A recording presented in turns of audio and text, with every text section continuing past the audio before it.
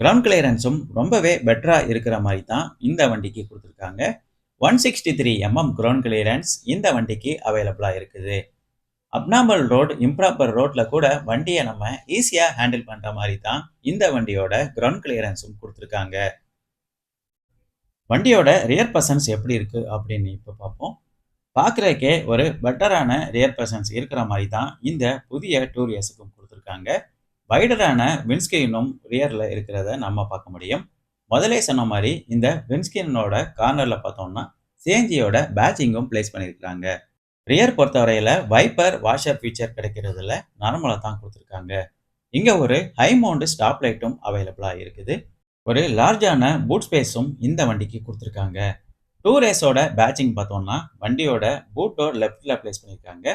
சென்டர்ல சுசுகியோட லோகோவும் பிளேஸ் பண்ணியிருக்காங்க. அதுக்கு கீழ பார்த்தோம்னா, ஒரு